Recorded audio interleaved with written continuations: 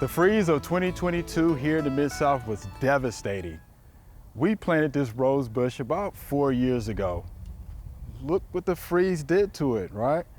And the question that we're getting now is, how can you tell if my plant material is dead or not? Well, let's see. You just try to bend back some of these limbs here and they just break off like this.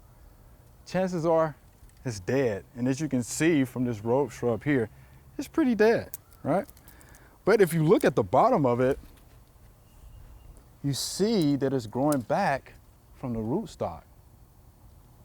That's your indicator, right? So that actually means that you can prune back all of this dead tissue here, all of these dead stems, and just let it come back.